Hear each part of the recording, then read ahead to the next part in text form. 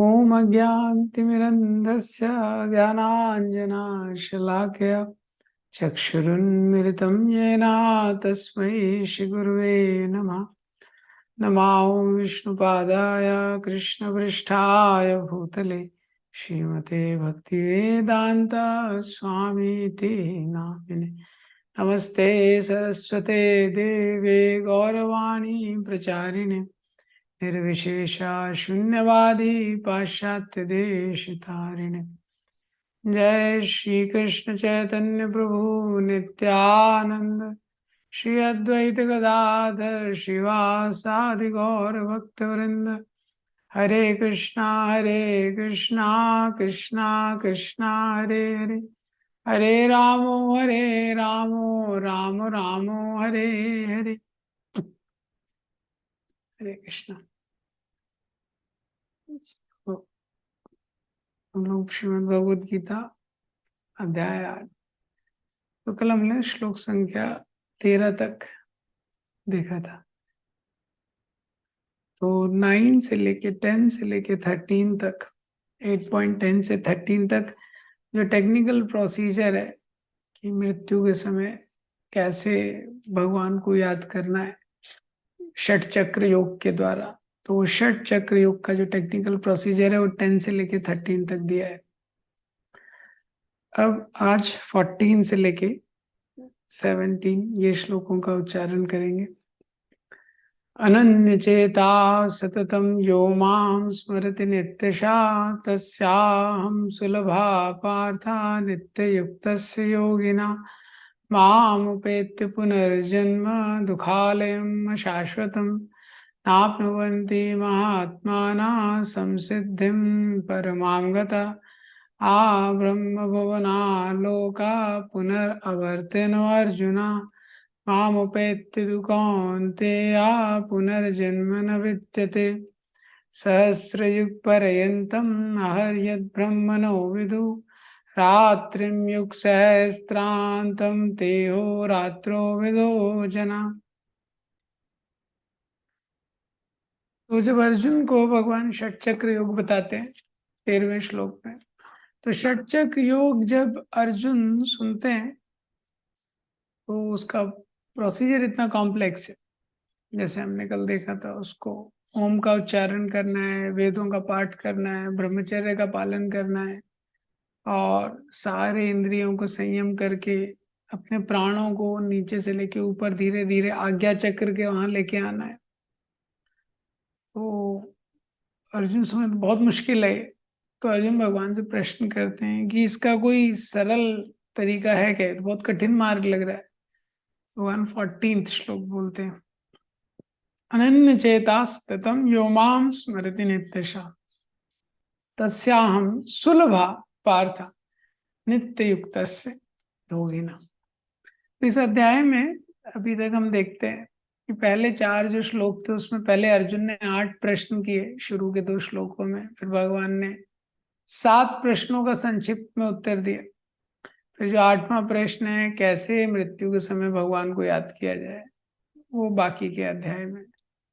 फिर श्लोक संख्या 5 से लेके 8 तक भगवान ने बताया remembrance of Krishna at the time of death, कि मरते समय भगवान को याद करने से क्या गति मिलती है। अब वो रिमेम्बरेंस कैसे करना है उसके अलग अलग तरीके। तो 9 से 13 में बताया रिमेम्बरेंस ऑफ कृष्णा बाय योग मिश्र भक्ति, तो षट चक्र योग का प्रोसेस बताया। अब इसमें बता रहे हैं रिमेम्बरेंस ऑफ कृष्णा बाय शुद्ध भक्ति, भगवान को शुद्ध भक्ति के द्वारा कैसे स्मरण करना है। इसके आगे 16 से 22 में बताएंगे remembrance of Lord by comparing the nature of material and spiritual world, आध्यात्मिक और भौतिक जगत के तुलना करके कैसे हम भगवान का स्मरण कर सकते हैं। और 23 से 28 में कंक्लूड करेंगे कि भक्ति योग के द्वारा रिमेम्बरेंस जो है वो आसान है। अष्टांग योग वगैरह से भक्ति योग के द्वारा भगवान को स्मरण करना आसान है। तो वही सिद्धांत इस श्लोक में बता रहे हैं। अनन्य चेता सततम, अर्जुन ने पूछा है तो बहुत कठिन मार्ग लग रहा है षट चक्र योग का, थोड़ा आसान मार्ग बताइए। तो भगवान बताते हैं आसान मार्ग यही है सुलभा पार्थ, सुलभ इससे मैं प्राप्त हो जाऊंगा। क्या? अनन्य चेता सततम। अनन्य मीन्स कोई और अन्य नहीं, कोई और डेविएशन नहीं। सततम, अनन्य चेता, जो चेतना है, जो कॉन्शियसनेस है, सततम, कॉन्स्टेंटली, हमेशा, वो कहीं और नहीं जानी चाहिए, वो भगवान में ही रहनी चाहिए। जैसे हम लोग जप करते हैं तो मन बहुत जगह जाता है, तो बहुत इंपॉर्टेंट रहता है कि मन को वापस से हरि नाम में लेके आना। फिर जप करते हैं, फिर मन कहीं जाता है, फिर वापस लेके आना, फिर मन कहीं जाता है, फिर वापस लेके आना। तो अगर शुरू में कोई व्यक्ति शुरू के एक दो माला में मन इधर उधर जाता है और अगर उसको लाने का प्रयास नहीं करते तो पूरा जप वो क्या डिस्टर्ब हो जाता है। अनन्य चेता सततम, भगवान यहाँ बोल रहे हैं अनन्य रूप से, जो निरंतर मेरा स्मरण करता है। यो माम स्मरति नित्यशः, तो जो मुझे स्मरण करता है नित्यशः, हमेशा, क्या होता है ऐसे व्यक्ति को, क्या प्राप्त होता है?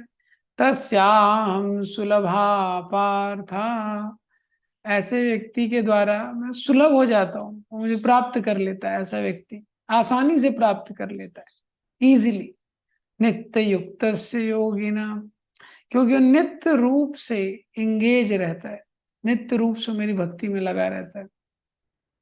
तो इस श्लोक में भगवान बोल रहे हैं जो निरंतर प्रयास करके अपनी चेतना को मुझ में लगा के रखता है, तो ऐसा जो व्यक्ति है आसानी से मुझे प्राप्त कर लेता है।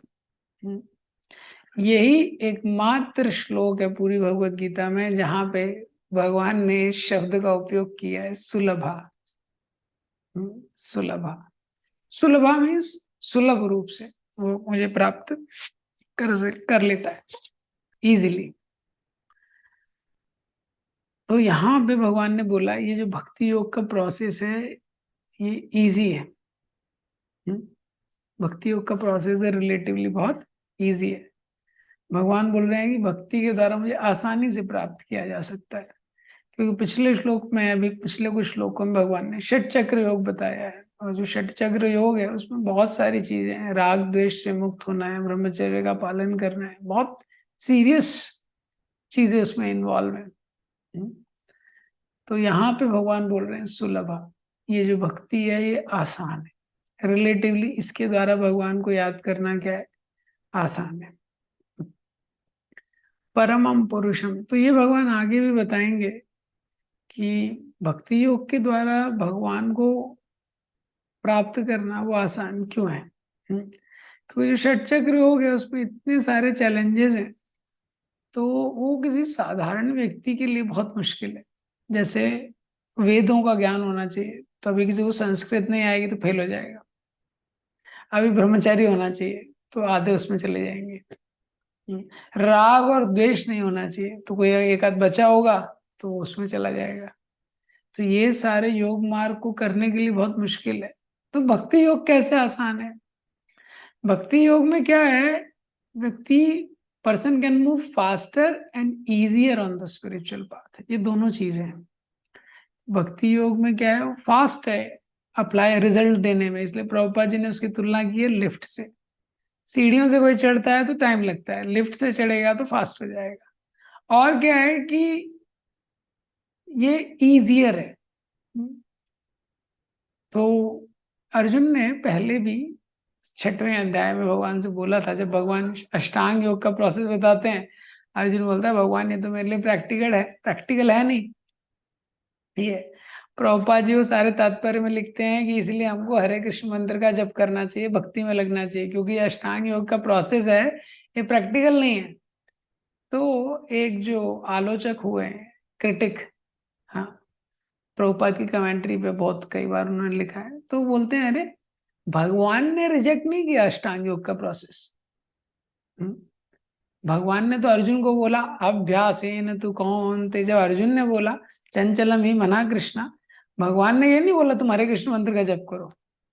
भगवान ने क्या बोला कि अभ्यासेन तु कौन्ते या वैराग्येन च गृह्यते। भगवान ने अर्जुन को बोला हाँ हाँ असंशयम महाबाहो मनो दुर्निग्रहम चलो, मुझे पता है ये मुश्किल है, लेकिन तुम अभ्यास करो, अगर तुम अभ्यास करोगे तो तुमको सफलता प्राप्त होगी। और इस तरह मन को वो करो।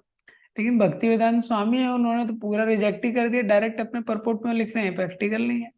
भगवान बोल रहे हैं कि इसको छोड़ना नहीं है, और वो बोल रहे हैं कि प्रैक्टिकल नहीं है। तो बेसिकली क्या है, फाइनली कंक्लूजन में भगवान भी यही बोल रहे हैं, सर्वधर्मान परित्यज्य मामेकं शरणं व्रज। भगवान का भी फाइनल चीज यही है भगवत गीता में। तो एक्चुअली जो प्रभुपाद का स्ट्रेटेजी है प्रेजेंटेशन का, वो क्या है कि what is the conclusion of Gita, जो कृष्ण दे रहे हैं सर्वधर्मान परित्यज्य, Prabhupada is giving throughout Gita. Prabhupada में क्या है, अर्जेंसी का फीलिंग है। तो फाइनल कंक्लूजन वही है क्या, कि कृष्ण ने बोला है सब छोड़ना है, मेरी शरण में आना है, भक्ति ही पाथ है। फाइनल कंक्लूजन वो है।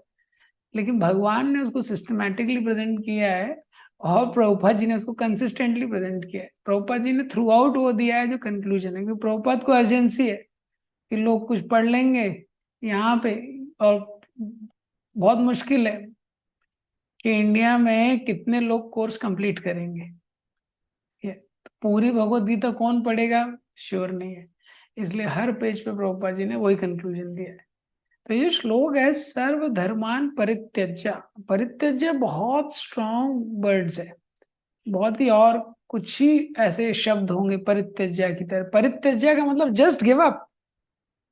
Krishna is telling just give up, you give up all other things and you come to me, like that. So this is the conclusion of Bhagavad Gita. माम एकम शरणम व्रजा, ये भक्ति के बारे में बोल रहा है। भगवान बोल रहे हैं मेरी ही शरण लो।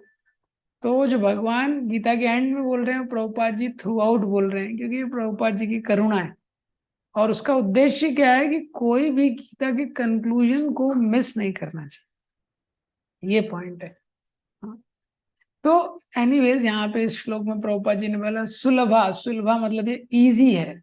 हाँ, तो जो परम पद है, जो फाइनल डेस्टिनेशन है, अष्टांग योग आदि जो प्रोसेस है, उससे प्राप्त किया जा सकता है, लेकिन बहुत डिफिकल्ट है।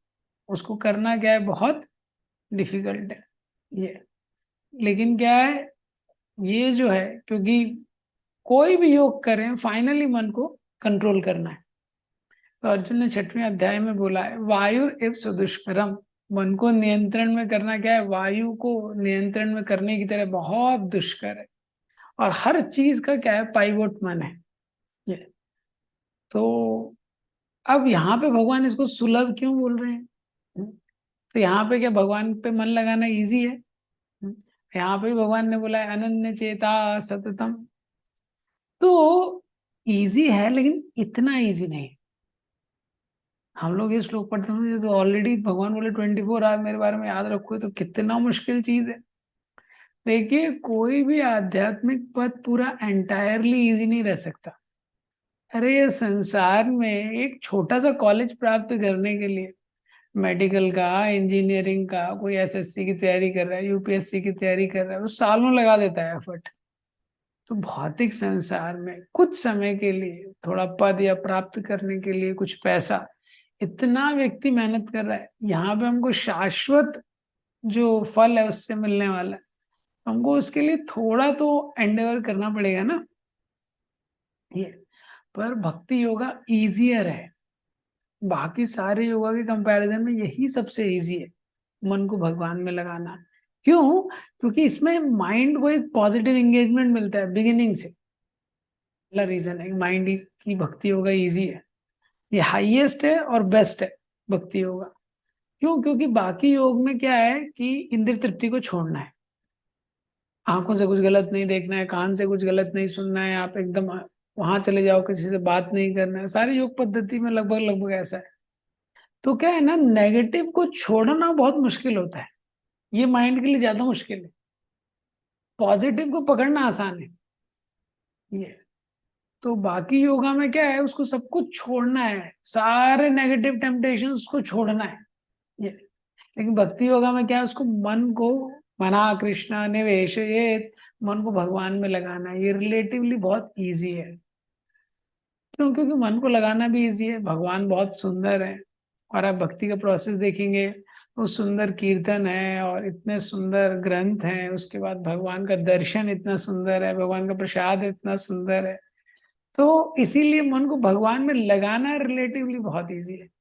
तो उदाहरण देते हैं, अगर कोई आपको बोलता है कि आप बिल्कुल मत सोचना, किसके बारे में बिल्कुल मत सोचना? जो नीला बंदर है और उसकी लाल पूंछ है, उस बंदर के बारे में आपको बिल्कुल नहीं सोचना है। नीला बंदर है और उसकी कैसी पूंछ है? लाल पूंछ है।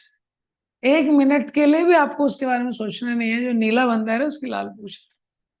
तो इमीडिएटली क्या है, मन में वो पिक्चर आ जाएगी। हालांकि वास्तव में नीला बंदर नहीं है, और ऐसा कोई बंदर नहीं है कि नीला बंदर है लाल पूंछ है। लेकिन जैसे ही आप बोलेंगे कि नीला बंदर है लाल पूंछ है, उसके बारे में नहीं सोचना है, तो तुरंत माइंड उसके बारे में आ जाएगा। So it is very difficult to say no. तो इसलिए ये सारे जो पथ बहुत मुश्किल है। लेकिन क्या है, इट बिकम्स इजी टू से यस। इसीलिए जो भक्ति का पाथ है ये रिलेटिवली बहुत इजी है। तो अभी जो हम करने का प्रयास कर रहे हैं, ये इजीएस्ट है। इसको भी नहीं करेंगे तो इससे इजी कोई ऑप्शन है नहीं। ये इससे इजी कोई ऑप्शन नहीं है। सेकंड पॉइंट, भगवान यहाँ पे क्या बोल रहे हैं कि भक्ति योग में क्या है, हम अकेले नहीं है, कृष्ण साथ में। बाकी सारे योग में क्या है, वो सोलो परफॉर्मेंस है, तो वो सोलो लगा हुआ है। लेकिन भक्ति योग में कृष्ण भी हमारे साथ। भगवान देखते हैं जैसे जैसे भक्त जो है भक्ति का प्रयास करता है, भगवान भी उसको हेल्प करते हैं स्पिरिचुअल एडवांसमेंट में। उसके जीवन में ऐसी परिस्थितियों का निर्माण करते हैं कि ज्यादा वो आश्रय ले सके। उसको ऐसा बुद्धि देते हैं कि भगवान का आ, कि भगवान पे अपना माइंड फिक्स कर सके। ये तो भगवान की जो मर्सी है, भगवान की जो कृपा है, भक्ति योग के पाथ को इजी कर देती है। ये तो कोई व्यक्ति बोलेगा, लेकिन अरे भगवान ने तो बोला है तेषाम सतत युक्तानाम भजताम प्रीति पूर्वकम ददामि बुद्धि योगम तम। भगवान ने तो पहले बोला है कि आप सतत रूप से तेषाम सतत युक्तानाम, सतत रूप से मेरी भक्ति करो, भजताम, और वो भी कैसे करो? प्रीति पूर्वक करो, तब मैं इंटेलिजेंस दूंगा, तब मैं बुद्धि दूंगा। लेकिन हमको तो भगवान के लिए प्रेम अभी है नहीं, तो ये कैसा है? नहीं, सिद्धांत क्या है कि हम सब में थोड़ा प्रेम है, सब में थोड़ा अफेक्शन है। तो ऐसा नहीं है कि हम जब शुद्ध भक्त हो जाएंगे तभी भक्ति चालू होगी। हमारे पास जो भी फीलिंग्स है लॉर्ड के लिए, जो भी अफेक्शन है, वो हमको भगवान की सेवा में लगाना है, ये पॉइंट है। और भगवान हमको बुद्धि देते हैं कि वो कैसे लगाना है, कैसे सेवा करना है। और दूसरा पॉइंट क्या है कि जितना अफेक्शन है हमारा, और जितना हमारे हृदय में भाव है कि भगवान की सेवा करना है, उतने प्रोपोर्शन में हमको इंटेलिजेंस मिलता है। कुछ भी चीज हम कर रहे हैं, भावना क्या रहनी चाहिए कि मुझे भगवान की सेवा करनी, मुझे भगवान की सेवा करनी है। तो जो भी हमारे हृदय में भगवान के प्रति भाव है, उससे हम जितनी भगवान की सेवा करना चाहते हैं, भगवान आपको उस प्रपोर्शन में बुद्धि दे देंगे। ऐसा है। प्रभुपाद जी के समय पर हम देखते हैं बहुत रिवॉल्यूशनरी तरीके से प्रभुपाद जी ने इस्कॉन का प्रचार किया। प्रभुपाद जी के हार्डली जो इनिशियल के भक्त हैं, किसी को संस्कृत अच्छे से आती थी या अन्वय अच्छे से आता था, वर्ड का मीनिंग अच्छे से आता था, जो भी था, प्रभुपाद जी ने बोला आपको जितना आता है प्रचार कीजिए। और ज्यादातर प्रभुपाद जी बोलते थे, आप कृष्ण की सेवा करने का प्रयास कीजिए, कृष्ण आपको बुद्धि देंगे कि कैसे कृष्णा कॉन्शियस मूवमेंट को स्प्रेड करना। और प्रभुपाद जी के शिष्य इतने इतने देशों में चले गए, थोड़ा भी उनको बहुत ज्यादा कुछ आता नहीं था, लेकिन उनको ये था कि कृष्ण का, प्रभुपाद जी का ये मिशन है, कृष्ण के संदेश का प्रचार करना है, इतना ही उनको पता था। और प्रभुपाद जी के शिष्य मतलब एक्सट्रीम, जैसे कृष्ण कॉन्शियस मूवमेंट स्प्रेड हुआ है, उनको लैंग्वेज नहीं पता है, वहां का कोई कांटेक्ट नहीं है, उनके पास कोई फाइनेंशियल सपोर्ट नहीं है। वहां जाके वो प्रचार कर रहे हैं, ये कृष्ण शक्ति है। तो जो भी हमारे पास अफेक्शन है, जो भी हमारी स्थिति है, हमको निरंतर भगवान के बारे में स्मरण करने का प्रयास करना चाहिए। प्रभुपाद जी ये तात्पर्य में लिखते हैं, जब भी भगवान का हम स्मरण करते हैं, तो अद्वैताचार्य के बाद उदाहरण देते हैं। अद्वैताचार्य चैतन्य महाप्रभु से बोलते हैं कि चैतन्य महाप्रभु से बोलते हैं कि जहां भी आप हैं वृंदावन। इसका मतलब क्या है कि वृंदावन के ऐसे जहां भी भगवान का स्मरण करते हैं आप, तो अनन्य चेता स्मृतम यो माम स्मृति नित्यशा तस्याहम सुलभा पार्था नित्य युक्त योगिना। प्रभुपाद जी बोलते हैं तो हरे कृष्ण मंत्र है भगवान को स्मरण करने का बहुत आसान तरीका है। भगवान के नाम का स्मरण करते हैं, उससे हमको भगवान का स्मरण होता है। प्रभुपाद जी ने इस तात्पर्य में एक पैराग्राफ लिखा है, special qualification of pure devotees always thinking of Krishna without deviation, without considering the time or place। ये शुद्ध भक्त का एक लक्षण है। आप उसको कहीं भी रख दो, उसको किसी भी परिस्थिति में रख दो, किसी भी समय रख दो, किसी भी जगह रख दो, वो भगवान का ही स्मरण करेगा। और प्रभुपाद जी इसका ज्वलंत उदाहरण है। वृंदावन से प्रभुपाद जी गए बावरी, और बावरी का डिस्क्रिप्शन इतना बेकार वो प्लेस था, मटेरियली भी अनक्लीन था और मॉरल स्टैंडर्ड्स में भी एकदम हर तरीके से, वैसे प्लेस में भी प्रभुपाद जी ने वृंदावन क्रिएट कर दिया। तो शुद्ध भक्त का ये लक्षण, आप उसको कहीं भी रख दीजिए वो भगवान का ही चिंतन करेगा, कैसी भी परिस्थिति में डाल दीजिए वो भगवान का ही चिंतन करेगा। ये तो अनन्य सततम नित्यम, प्रभुपाद जी बोलते हैं ये सारी चीजें इस श्लोक में लिखी है। इसका मतलब है every day always, every day always. तो एक और तात्पर्य में प्रभुपाद जी ने लिखा है कि हमको प्रयास करना चाहिए कि जीवन में कैसे भगवान का स्मरण हो ज्यादा से ज्यादा। हमारा रूम है उसको ऐसा अरेंज करके रखना चाहिए कि भगवान का स्मरण हो। और कोई भी हम लोग क्रिया कर रहे हैं, कुछ ऑफिस का वर्क कर रहे हैं, कुकिंग कर रहे हैं, कुछ भी कर रहे हैं, प्रयास करना चाहिए कि उसके साथ कुछ ना कुछ आध्यात्मिक ध्वनि कनेक्टेड हो। जब कुकिंग कर रहे हैं, कुछ वर्क कर रहे हैं, अगर कीर्तन लगा सकते हैं तो अच्छा है, या कुछ हिंदी में कुछ ऐसे लेक्चर लगा सकते हैं तो अच्छा है। तो अब जब लेक्चर या कीर्तन लगाएंगे तो मन बोलेगा कि अरे इसमें क्या है, कुछ तो ध्यान तो हो नहीं रहा है, कुछ ध्यान तो है नहीं इसमें। वो मत टेंशन लीजिए। देखिए जैसे पैसिव स्मोकिंग होता है, एक व्यक्ति स्मोक कर रहा है, दूसरा बाजू में खड़ा है, हम्म, वो कर नहीं रहा है स्मोक, लेकिन क्या है, उसको भी सत्संग का फल मिल जाता है। आधी सिगरेट उसके अंदर, उसको पैसिव स्मोकर हो जाता है, अफेक्ट हो जाता है। इसी तरह मटेरियल साउंड वाइब्रेशन चलती रहती है, कितनी बार ट्रैवल कर रहे हैं, मूवी के सॉन्ग्स चल रहे हैं, कुछ चल रहे हैं, तो हमने नहीं चलाए हैं वो, लेकिन हमको उसका लाभ मिल जाता है। इसी तरह से अगर हम चला के रखेंगे प्रभुपाद जी का कुछ हरे कृष्ण महामंत्र का चैंटिंग है या कीर्तन है, कुछ भी, तो उसका हमको बेनिफिट मिलेगा। कितना अंदर जाएगा वो अलग चीज है, बेनिफिट मिलेगा। तो भगवान ने 8.14 में बताते हैं कि ये इजियर पाथ है। हाँ, हम जो भक्ति में कर रहे हैं ये इजिएस्ट पाथ। तो इसका क्या बेनिफिट होगा इस तरह से भक्ति करने का, ये 15वें श्लोक में बताया है। मामुपेत्य पुनर्जन्म दुखालयम शाश्वतम नाप्नुवन्ति महात्माना संसिद्धिम परमाम गता।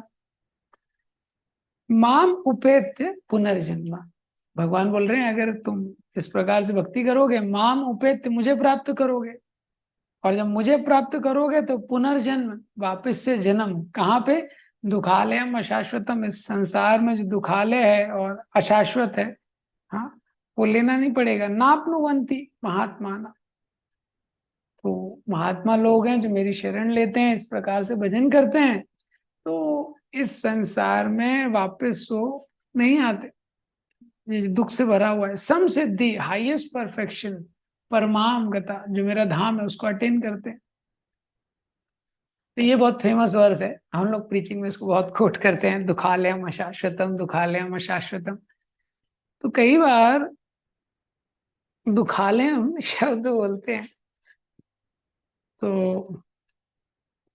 व्यक्ति डिस्टर्ब हो जाता है। जैसे एक बार कुछ, स्पेशली जो वेस्टर्नर्स होते हैं, वेस्ट वाले लोग, वो ऐसा नेगेटिव चीज ज्यादा पसंद नहीं करते। आपने अगर उनको नेगेटिव प्रीचिंग कर दिया तो, ठीक है। तो एक बार ऑस्ट्रेलिया ऑस्ट्रेलिया से कुछ एक ग्रुप आया था टेंपल में। तो एक डिवोटी, फिर अभी वो ग्रुप को बताना है भाई टेंपल क्या है कैसे। तो वो जो डिवोटी देख रहा था उसने बुलाया, तो ग्रुप को जब बताने लगे कि भाई कैसे दिस टेंपल के बारे में बताया, और उसके बाद सिचुएशन के बारे में प्रीचर बताने लगा, देखिए material world is full of misery, and थोड़ा सा उसने टेम्पल के बाद फिलोसफी चालू कर दिया, मटेरियल वर्ल्ड में कितना मिजरी है and we are in problem this that. तो 15-20 मिनट उसने बोला। उसके बाद सब फॉरेनर्स थे ऑस्ट्रेलिया के।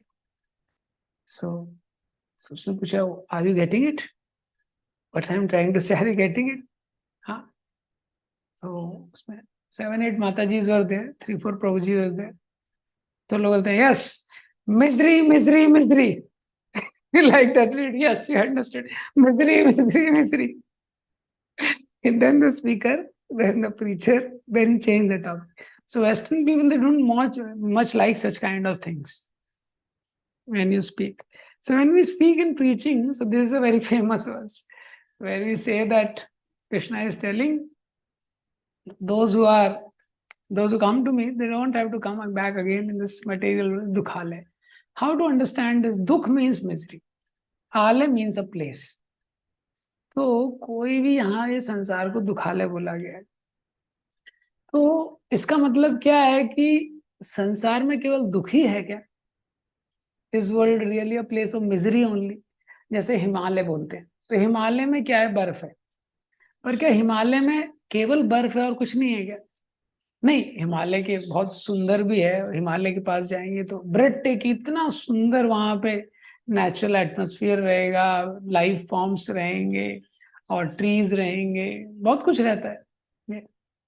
लेकिन पॉइंट क्या है कि अगर कोई हिमालय जा रहा है, उसको बर्फ से बचने, ही मस्ट एक्सपेक्ट कि देयर विल बी स्नो। उसको ये पता होना चाहिए कि हिमालय में बर्फ तो होगी ही होगी, और उसके लिए तैयारी करना जरूरी है। ये पॉइंट, अगर हिमालय जा रहा है और बर्फ से हैंडल करने की तैयारी नहीं की तो दिक्कत हो जाएगी। इसी तरह संसार में भी बहुत कुछ है, ऐसा नहीं है कि केवल मिजरी है। लेकिन इस संसार में अगर कोई व्यक्ति आ रहा है और मिजरी के लिए तैयारी नहीं कर रहा तो दिक्कत हो जाएगी। इस संसार में बहुत सारी अट्रैक्टिव चीज है। भगवत गीता में 10th चैप्टर में भगवान ने बताया है कि जो भी यद यद विभूति मत सत्यम श्रीमद ऊर्जितम एव, कि संसार में जो भी सुंदर चीज तुम देखते हो वो समझो मेरे से आ रही है। लेकिन सिद्धांत क्या है कि ये संसार की जो सुंदरता है या जो अट्रैक्टिव थिंग है, वो हमको, it can not give us happiness. ये पॉइंट है। तो संसार में केवल दुख नहीं है, बाकी चीजें भी हैं, लेकिन जो सुंदर दिखने वाली चीजें भी हैं वो भी हमको दुख दुख से बचा नहीं सकती, वो हमको सुख नहीं दे सकती है। दूसरा पॉइंट क्या है, जैसे हिमालय में आप कहीं भी जाओ, अलग अलग तरह के पेड़ हो सकते हैं, वनस्पतियां हो सकती हैं, लेकिन बर्फ हर जगह रहेगा। इसी तरह इस संसार में कहीं भी जाएं, हमेशा मिजरी रहेगी। हम दुख से नहीं भाग सकते। कितना भी अरेंजमेंट कर लें हम हैप्पीनेस के लिए, कितना भी अरेंजमेंट कर लें, कितने भी सोल्यूशन निकाल लें, टेक्नोलॉजी निकाल लें, लेकिन जो भी निकालेंगे फाइनली वही मिलेगा हमको। तो ये संसार में जब इतना सारा दुख है तो दुख के साथ कैसे हमको डील करना है? तो संसार में अगर दुखी है तो क्या कोई प्रयास नहीं करें दुख को दूर करने का? दुख तो है ही, हम क्या कर सकते हैं, बस छोड़ दो? नहीं, इसका मतलब क्या है, दुख को तो दूर करना ही पड़ेगा। दुख को दूर करने के लिए प्रयास करना पड़ेगा, जो प्रैक्टिकल प्रयास होता है। लेकिन हमारी जो सफलता की परिभाषा है वो सही रहनी चाहिए। जैसे श्रीमद् भागवतम में बताया है, कुर्वन् दुःख प्रतीकारम सुखम मन्यते वशी। दुख का जो प्रतिकार है उसको ही सुख मानता है वो। जैसे कभी कभी किसी तालाब वगैरह में नहाने जाते हैं, उसमें काई लगी रहती है, तो काई रहती है, वो व्यक्ति पानी से हाथ से हटाता है, वो क्लीन करने के लिए तो हटाता है, नहाने के लिए जैसे ही नीचे जाता है वापस आ जाती है वो। देखा है? किसी नदी वगैरह में जाएंगे कभी, उसमें अलगे वो लगा रहता है थोड़ा, काई तो हटाएंगे, जैसे ही जाता है वापस आ जाता है, जैसे ही जाता है वैसे ही आ जाता है। ऐसे ही संसार में केवल वो दुख का प्रतिकार कर रहा है। अभी गर्मी गई, अब ठंड का प्रतिकार कर रहे हैं, अब ठंड शुरू हो गई। ये अभी सर दर्द था, फिर सर दर्द गया, फीवर आ गया। अभी फीवर थोड़ा ठीक हुआ तो शुगर बढ़ रही है। अब शुगर थोड़ा ठीक हुआ तब तक घुटनों में दर्द होने लगा। और एक को ठीक करता है उसको ही सुख मान लेता है, वो सुख नहीं है। दुख का प्रतिकार सुख नहीं है। तो हमारी परिभाषा सही रहनी चाहिए। दूसरा, तो ज्यादातर लोग प्रॉब्लम को सॉल्व करना ही जीवन में सक्सेस मानते हैं। हम्म, तो गाड़ी का टायर पंचर था, अभी वो गाड़ी ठीक हो गई तो अच्छा लग रहा है, उसको ही सक्सेस मानते हैं। So we can deal with the problem, but the goal of life और our definition of success should not be that just avoiding the problems. ये पॉइंट है, क्योंकि संसार में प्रॉब्लम हर जगह रहेंगी। तो कुछ प्रॉब्लम को सहन करना पड़ेगा, कुछ प्रॉब्लम को सॉल्व करने के लिए कुछ प्रयास करना पड़ेगा, लेकिन महत्वपूर्ण है कि जीवन में एक उद्देश्य के लिए जीना है। ये पॉइंट, प्रॉब्लम को सॉल्व करने के लिए नहीं जीना है। तो इस संसार में व्यक्ति प्रॉब्लम सॉल्व करने के लिए, जैसे बच्चा होता है ना, 8th का एग्जाम दे रहा है, फिर दूसरा 9th का एग्जाम दे रहा है, 9th में आके फिर 10th का एग्जाम दे रहा है, फिर 11th का एग्जाम दे रहा है। कुछ लोग तो जॉब के बाद, शादी के बाद भी एग्जाम देते रहते हैं, सिविल सर्विस तैयारी करते रहते हैं। ये तो we have to live for a goal which is higher. संसार में कुछ भी करने से दुख तो जाएगा नहीं, दुख तो रहेगा ही। हाँ, और अशाश्वतम, ये संसार भी हमेशा रहेगा नहीं। लेकिन इस क्षणिक संसार में और दुख भरे संसार में एक बहुत बड़ा अवसर छुपा हुआ है भक्ति का, वो हमको करना है। ये सिद्धांत यहाँ पे बताया जा रहा है। तो ये फेमस वर्स है, दुखालयम अशाश्वतम, संसार दुख से भरा हुआ है। और अशाश्वतम, ये कभी भी शाश्वत रूप से नहीं रहने वाला है। जैसे हिंदी मूवी की एंडिंग होती है, रिमेन हैप्पी एवर आफ्टर, दे राइट ना, लिव्ड हैप्पीली एवर आफ्टर। जब मूवी शुरू होने वाली होती है तब वो खत्म कर देते हैं, जब रियल मूवी शुरू होने वाली होती है। तो हिंदी मूवी में क्या है, एक्टर एक्ट्रेस वो लोग मिलते हैं, जब उनका यूनियन होता है, मिल जाते हैं दोनों लोग हंस रहे हैं, खेल रहे हैं, और वही मूवी खत्म हो जाती है। उसके बाद वो लिख देते हैं लिव्ड हैप्पीली एवर आफ्टर। तो पर ऐसा है नहीं, एवर तो है ही नहीं, एग्जिस्ट करता है, वो शाश्वतम है। और हैप्पी भी नहीं रह सकते हमेशा, क्योंकि दुख से भरा हुआ है। तो यहाँ पे भगवान बता रहे हैं कि दुखालयम अशाश्वतम। लेकिन ये भगवान एक नेगेटिव न्यूज नहीं दे रहे हैं लोगों को डराने के लिए, पॉजिटिव न्यूज दे रहे हैं कि अरे दुख से भरा हुआ संसार है, लेकिन ऐसा नहीं कि तुमको यहाँ पे रहना है दुख में, तुम मेरी भक्ति करो, मेरे पास आ जाओ। और वो संसार कैसा है, वो आगे वाले श्लोकों में आएगा। ये तो संसार दुख से भरा हुआ है कि नहीं, इसमें ज्यादा डिबेट करने की आवश्यकता नहीं है, वो तो सिद्ध है, उसमें कोई ज्यादा पॉइंट नहीं है। हमको देखना है कि ट्रीटमेंट पे फोकस करना है। कई लोग इसी में झगड़ने लगते हैं, अरे आप कैसे बोल रहे हैं संसार दुख से भरा है, टेक्नोलॉजी एडवांस हो गया, ये हो गया, अरे इस सब का ज्यादा मतलब नहीं है। ये जैसे कोई डॉक्टर है, हम्म, वो पेशेंट को बोलता है अगर आप ये ट्रीटमेंट लेंगे तो आप हॉस्पिटल से डिस्चार्ज हो जाएंगे। हाँ, अब इस चीज पे डिबेट करने का पॉइंट नहीं है कि हॉस्पिटल हैप्पी प्लेस है या मिजरेबल प्लेस है, इस पे डिबेट का कोई पॉइंट नहीं है। पेशेंट को फोकस करना है ट्रीटमेंट के ऊपर। जैसे जेलर है, वो जेलर बोलता है अगर आप अच्छे से अपना बर्ताव करेंगे, अच्छे से रहेंगे, तो जेल से छोड़ दिए जाएंगे आप। ये तो जेल में डेफिनेटली दुख है, जेल कोई डिजायरेबल प्लेस नहीं है, ऐसे हॉस्पिटल कोई डिजायरेबल प्लेस नहीं है। ऐसे ही संसार भी क्या है, डिजायरेबल प्लेस नहीं है। प्रभुपाद जी हमेशा बोलते थे, हाँ, this world is like a toilet, do your business and get out. Toilet की तरह है। तो भगवान बोल रहे हैं माम उपेत, अगर आप मेरी वर्शिप करेंगे तो आप मेरे पास आएंगे। सम सिद्धिम परमाम गता, वो जो हाईएस्ट डेस्टिनेशन है। वो हाईएस्ट डेस्टिनेशन क्या है, कई बार भगवान आगे बताने वाले हैं उसको। तो ये जो महात्मा शब्द है पहले ही भगवान ने यूज किया है 7.19 में। हाँ, वासुदेवा सर्वमिति स महात्मा सुदुर्लभा, जो मुझे जान जाता है कि मैं ही, वो बहुत दुर्लभ है। और आगे भी भगवान ये शब्द यूज करेंगे 9th चैप्टर में, महात्मनास्तु माम पार्थ दैवीं प्रकृति आश्रिता। महात्मा वो है जो मेरी दैवी प्रकृति का आश्रय लेते हैं। तो नापनुवंती महात्मा, तो ये अल्टीमेट रियलिटी है भगवान का जो धाम है। जो महात्मा है, भगवान के शुद्ध भक्त हैं, वो इस सिद्धांत को जानते हैं और परमाम गति, जो हाईएस्ट डेस्टिनेशन उसको प्राप्त करते हैं। हाईएस्ट डेस्टिनेशन क्या है वो भी भगवान अभी यहाँ पे बताएंगे, 28.20, 8.21, 22, ये सारे श्लोक में। बाद में 15th चैप्टर में भी भगवान अपने धाम के बारे में बताने वाले हैं, ना तद्भास्यते शूद्र, वो जो हाईएस्ट डेस्टिनेशन। ये तो ये भगवान ने यहाँ पे बताया है। तो इस श्लोक से हमको समझना चाहिए वर्ल्ड क्या है, it's a place for treatment not for enjoyment. ये पहला सिद्धांत है कि ये हम संसार में आए हैं, यहाँ पे हमको ट्रीटमेंट लेना है, इंजॉयमेंट नहीं है। ऐसा नहीं सोचना चाहिए कि कुछ नौकरी अच्छी हो जाएगी, प्रॉफिट अच्छा हो जाएगा, जिसकी शादी नहीं हो शादी हो जाएगी। कुछ कोई भी परिस्थिति यहाँ पे हमको सुख नहीं दे पाएगी पूरी तरह से। तो क्योंकि दुख यहाँ पे हर जगह रहेगा, आप कोई भी परिस्थिति चेंज कर दीजिए आपको दुख रहेगा। आप किराए पे घर पे हैं तो दुख हो रहा है, अपने घर पे हैं तो भी दुख रहेगा।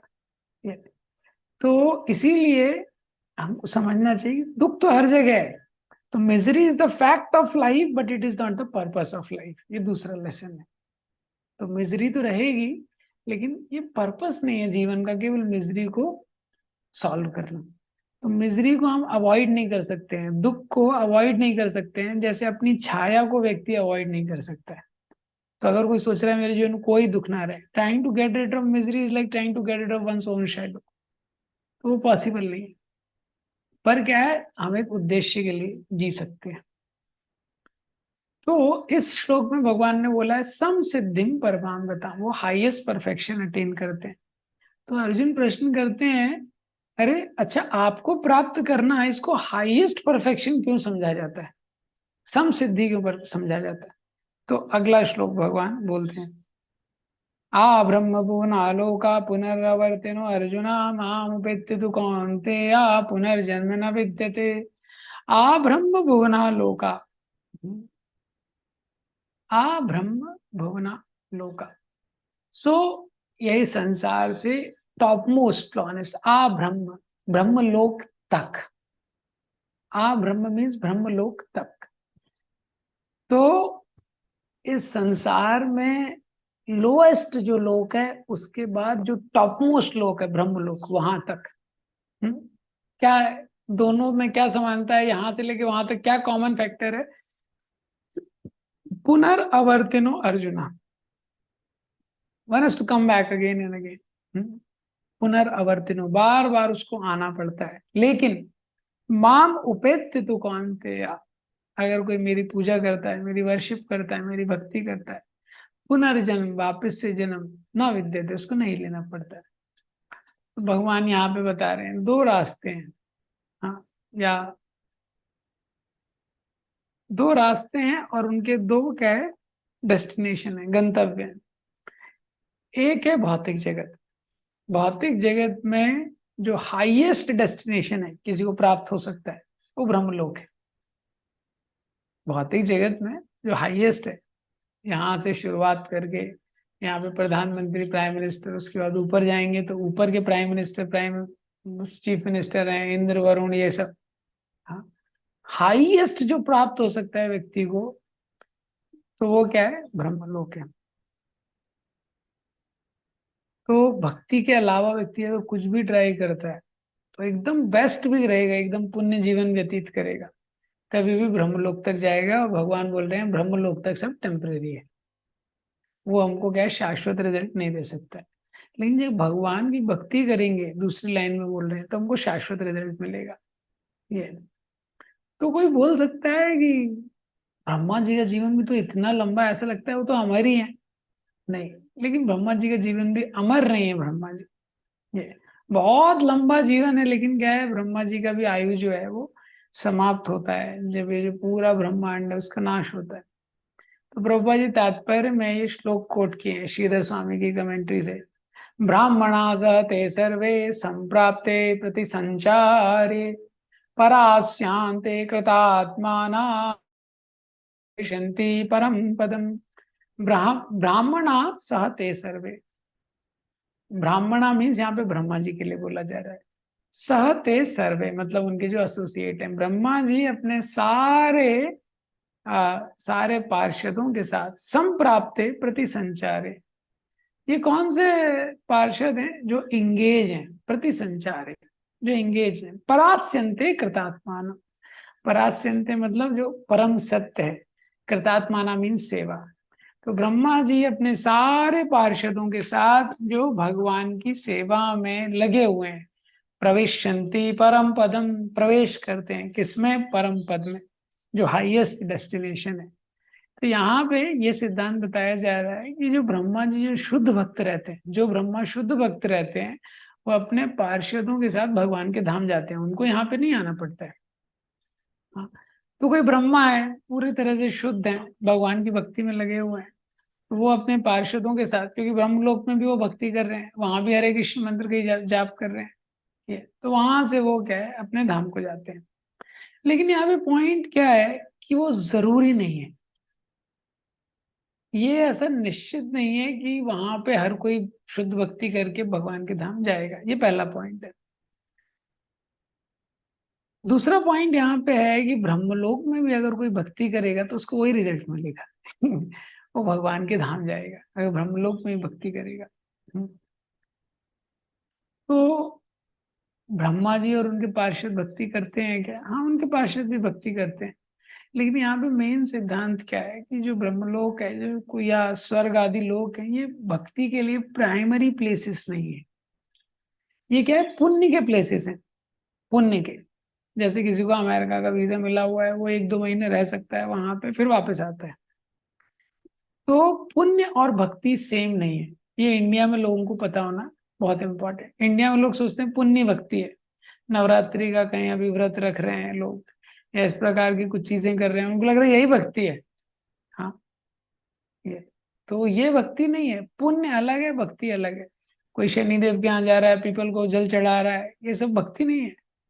हाँ, ये पुण्य हो सकता है, कोई गरीबों को दान दे रहा है, तो पुण्य से व्यक्ति स्वर्ग को प्राप्त करता है, स्वर्गवासी।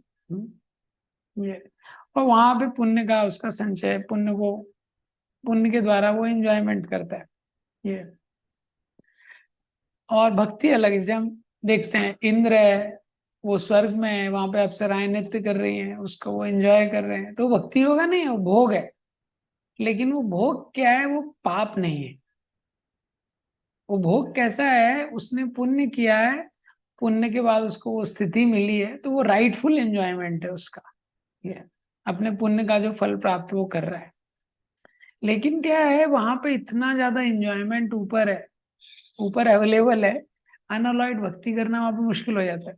जैसे सपोज आप जब करने बैठे, और जैसे ही जब करने बैठे आपके आगे एक 10 आइटम का फीस्ट का प्लेट रख दिया, तुलसी महारानी की जगह, जनरली हम लोग तुलसी महारानी को बीच में रखते हैं, तो सोचिए सर्कल बनाए, चैंटिंग सर्कल, और बीच में एक प्लेट रख दिया, उसमें बटर स्कॉच का आइसक्रीम रखा है, केक रखा है, रसमलाई रखा है, गाजर का हलवा रखा है, पनीर की 2-3 सब्जियां रखी हैं, हाँ, नान और इस तरह के 3-4 वैरायटी रखी है, बाजू में बिरयानी रखी है।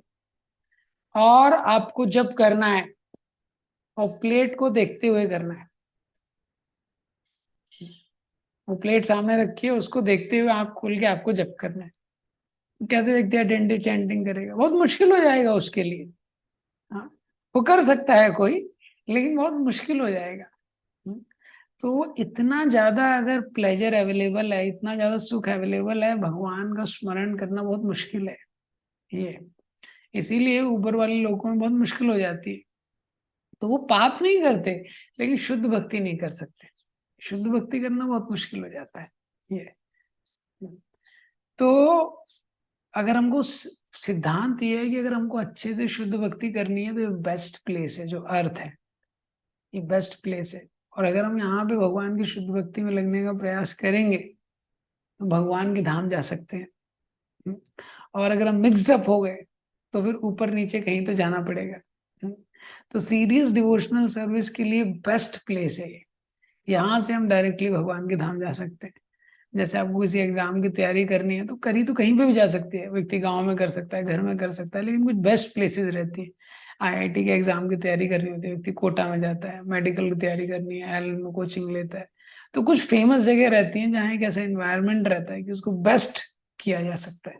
पहले के ऋषि लोग, अगर ध्यान लगाना है, कुछ लगाना है, तो ऐसा नहीं कहीं पार्क में बैठ गए, वो नदी के किनारे एकदम शांत ऐसी जगह ढूंढते थे। इसी तरह ये क्या है, ये जो जगह है, ये भक्ति के लिए बेस्ट जगह है। तो ये जो प्रश्न है कि ब्रह्मा जी का भी जीवन इटर्नल तो नहीं है, इसको एक्सप्लेन करते हैं अगले श्लोक में कि ब्रह्मा जी का आयु कितना है। क्योंकि यहाँ से ब्रह्मलोक तक जब भगवान बोल रहे हैं कि वापस आना पड़ेगा, तब आयु को एक्सप्लेन कर रहे हैं। सहस्र युग पर्यंतम अहर्यद ब्रह्मणो विदु रात्रि युग सहस्त्रांतम तेहो रात्रो विदुर्जना। इसमें ब्रह्मा जी के लाइफ टाइम का कैलकुलेशन दिया है कि कैसे जो 1000 दिव्य युग रहते हैं। एक कल्प जो होता है ब्रह्मा जी का, जो एक दिन होता है उसको एक कल्प बोलते हैं। तो वो कल्प मतलब क्या है, 1000 दिव्य युग। तो एक दिव्य युग में सतयुग द्वापर द्वापर त्रेता कलयुग एक दिव्य युग होता है। इसमें युग संध्यास भी काउंट होती है। तो इसको 1000 से मल्टीप्लाई करेंगे, ब्रह्मा जी का एक दिन निकलता है। हम सोच सकते हैं ब्रह्मा जी कितने दिव्य हैं, कितने महान व्यक्ति हैं, और कैसा उनका लाइफ है। इतना इतना अमेजिंग। मतलब हम जैसे जो तुच्छ जीव हैं, करोड़ों अरबों बार आएंगे चले जाएंगे, ये ब्रह्मा जी का एक दिन है। वैसे ही उनकी एक रात होती है, 30 दिन का महीना होता है, 360 दिन का साल होता है। प्रभुपाद जी तात्पर्य में लिखते हैं, by earth calculation total to 311 trillion 40 billion years. 311 trillion 40 billion years ये ब्रह्मा जी का लाइफ है। और प्रभुपाद तात्पर्य में लिखते हैं, by these calculation the life of Brahma seems fantastic and interminable, but from the viewpoint of eternity it is as brief as lightning of a flash. In the causal ocean there are innumerable Brahmas rising and disappearing like bubbles in the Atlantic. Brahma and his creation are all part of material universe, and therefore they are in constant flux. तो अगर हम ये देखेंगे तो ब्रह्मा जी का life तो लग रहा है तो अमेजिंग है। प्रभुपाद तात्पर्य में लिख रहे हैं, जैसे बिजली चमकती है ना, इतना ही है ये शाश्वत काल के कंपैरिजन में।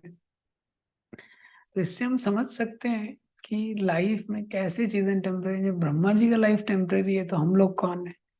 दूसरा, ये टेम्परेरी लाइफ में भगवान ने कितना बड़ा अपॉर्चुनिटी दिया है। इटर्निटी वास्तव में क्या होती है, तो ब्रह्मा जी की लाइफ को दो कंपैरिजन दिए। एक तो बिजली चमकने से कंपैरिजन दिया प्रभुपाद ने, दूसरा बबल्स। जैसे सोप के बबल होते हैं ना, सोप होते हैं कुछ बबल बनते हैं, बबल कितनी देर रहता है, आप उसको टच भी करें तुरंत वो डिजोल्व हो जाता है। इसी तरह प्रभुपाद जी बोलते थे स्पॉट लाइफ है। तो 8.14 में भगवान ने बताया इजिएस्ट है ये भक्ति का जो प्रोसेस है ना, हमारे लिए इजिएस्ट है। अनन्य चेता सततम यो माम स्मृति नित्यशा, ये इजिएस्ट है। तो माइंड इसको डिफिकल्ट बना देता है। माइंड, हम लोग सोचते हैं इजिएस्ट लिखा, लेकिन हम मन एक्सेप्ट नहीं करता है। अरे रीडिंग ही करना है, हियरिंग करना है, चैंटिंग करना है, तो वो कौन सा वॉर में जाके वहां पे युद्ध करना है। इतना सिंपल है एक पे में, लेकिन माइंड डिफिकल्ट बना देता है। माइंड बोलता है इसको कैसे कर सकता हूँ। जैसे हाथी का बच्चा होता है ना, वो छोटा रहता है जब, तो उसको चेन से बांध देते हैं। तो जब वो कोशिश करता है, चेन नहीं छुड़ा पाता जब छोटा होता है। फिर वो हाथी बड़ा हो जाता है, जब वो बड़ा हो जाता है वो पेड़ उखाड़ सकता है, कुछ भी कर सकता है वो, लेकिन वो चेन नहीं छुड़ा पाता है वो। क्यों? क्योंकि उसका मन सोचता है कि ये तो मैं नहीं कर पाऊंगा, ये मैंने ट्राई किया था बचपन में, मैं नहीं कर पाऊंगा। अरे देखिए, इस संसार में हम लोग क्या क्या कर लेते हैं, लेकिन भक्ति के लिए व्यक्ति को टाइम नहीं मिलता। वो बड़ा बिजनेस मैनेज कर लेगा, सब कुछ कर लेगा। जैसे कोई व्यक्ति है, अब उसने 4 साल मैकेनिकल स्ट्रीम में पढ़ाई की है। अब जब जॉब का टाइम आता है तो सीनियर्स बताते हैं, देखो बेटा तुमको जावा पढ़नी पड़ेगी, ये कंप्यूटर लैंग्वेज सीखनी पड़ेगी, इसमें कुछ जॉब है नहीं मैकेनिकल में। बोलता जी सर, तैयारी शुरू कर देता है। हाँ, तो 4 साल उसने एकदम कुछ और पढ़ा है, अब एकदम 180 डिग्री अपोजिट तैयारी करने के लिए तुरंत रेडी है। तुरंत रेडी है। देखो कैसे वो चल मटेरियल लाइफ के लिए कितनी उत्सुकता है। इसी तरह आप देखिए, कई बार लोग बिजनेस में रहते हैं, मिलता हूँ कुछ लोगों से, अब 10 साल से कुछ बिजनेस कर रहे हैं, और वो बोलते हैं अब मैं सोच रहा हूँ ना ये बिजनेस चेंज करने का सोच रहा हूँ कुछ दूसरा बिजनेस करता हूँ। क्यों नहीं यार, इसमें स्टैग्नेंसी आ रही है, कुछ और शुरू करता हूँ इसके अलावा दूसरा। अभी देखो 10 साल से वो कुछ कर रहा है, मतलब 15-20 साल का उसका एक्सपीरियंस है ये, वो दूसरा बिजनेस रेडी करने के लिए रेडी है। मटेरियल लाइफ के लिए वो कितना एफर्ट व्यक्ति लेता है। कुछ लोग होते हैं एक बिजनेस के साथ पैरेलल दूसरा बिजनेस चालू करते हैं। कई बार कुछ लोग होते हैं एक सिटी से दूसरी सिटी पे फिक्स शिफ्ट हो जाते हैं, रेडी हैं वो उसके लिए। करेक्ट। तो जब स्पिरिचुअल लाइफ आती है तो वो डिफिकल्ट नहीं है, भगवान बोल रहे हैं वो इजीएस्ट है, वो माइंड एक्सेप्ट नहीं करता, इतना ब्यूटीफुल प्रोसेस है, read here chant, what is the problem. भगवान बोल रहे हैं ये नहीं करोगे तो कहीं ना कहीं तो ट्रांसफर होगा ना, या तो स्वर्ग लोग जाएंगे, नरक लोग जाएंगे, और टॉप मोस्ट ट्रांसफर ब्रह्मलोक में है। और भगवान बोल रहे हैं वहां तक इश्यूज है, ब्रह्मलोक तक प्रॉब्लम है ये। तो ऐसा है। अब जैसे कोई हॉस्पिटल में ट्रीटमेंट कराने जाता है, तो हाथ में उसको चोट लग गई है, कहीं भी चोट लग गई है, प्रॉब्लम है, तो डॉक्टर बोलते हैं ठीक है ये ट्रीटमेंट कराओ, वापस 4 दिन बाद वापस आपको ऑपरेशन थिएटर में आना पड़ेगा। हाँ, तो नरक तो क्या है, वो आईसीयू ही है, उसमें आदमी डिस्चार्ज नहीं करते उसको। हाँ, नरक मतलब आईसीयू में फिक्स रहता है वो। हम्म। और उसके बाद ये जो भौतिक जगत है, यहाँ पे क्या है, वो रेगुलर विजिटर है, आईसीयू में उसको बार बार जाना पड़ता है बीच में। हम्म। अब ऊपर के जो लोग हैं वो क्या है, गार्डन्स की तरह है, वहां पे व्यक्ति एंजॉय कर रहा है। लेकिन डेफिनेटली एक समय के बाद वापस से उसको आईसीयू में आना पड़ेगा, वापस ऑपरेशन थिएटर में जाना पड़ेगा ये। तो जिसको इसका दुख पता है, तो इंटेलिजेंट व्यक्ति है, वो सोचता है अरे कब मैं स्वस्थ होऊंगा, when I will become actually healthy, till how long I will keep visiting ICUs, कब तक मैं ये चेंज करते रहूंगा। तो ये हमारे हृदय में जब तक आएगा नहीं इस शॉट की, कब तक यार ये चलेगा ये, कब मैं इस संसार से मुक्त होऊंगा, तब तक व्यक्ति भक्ति को गंभीरता से नहीं लेता है। कब तक वापस वापस माँ के गर्भ में जन्म लेना, इतना कष्ट, और जो भी फैसिलिटी है, जैसे कोई व्यक्ति यहाँ से स्वर्ग चला गया, कहीं चला गया, लेकिन वापस ऑपरेशन थिएटर में आना है। प्रभुपाद जी बोलते हैं if you are made billionaire for 1/10 of a second, क्या वैल्यू है उसका। हाँ, 1/10 के लिए आपको बिलेनियर, वो मूवी था ना, एक नायक अनिल कपूर को एक दिन के लिए प्राइम मिनिस्टर बना देते हैं, मूवी हिट हो जाती है। लाइफ में ऐसे नहीं होता है। तो व्यक्ति को लगता है तो अच्छा लगे, अच्छा अच्छा चल रहा है, थोड़े समय के बाद वापस से। तो जो बुद्धिमान व्यक्ति है वो अनडेविएटेडली, तो इसलिए भक्ति की शुरुआत में डिसिप्लिन बहुत जरूरी है, सततम, अनन्य चेता सततम, ये अपने आप नहीं होगा, डिसिप्लिन करना पड़ेगा हमको, पहले डिसिप्लिन फिर एब्जॉर्प्शन। पहले डिसिप्लिन के साथ ये चीजों को रोज जब हम करेंगे, first comes discipline then comes relation, और दोनों का गोल सेम है, भगवान को प्रसन्नता देना। तो ये बेस्ट ऑप्शन है, यहाँ से ब्रह्मलोक तक बेस्ट कैरियर ऑप्शन भगवान यहाँ पे बता रहे हैं। ग्रंथराज भगवद गीता की जय। श्रील प्रभुपाद की।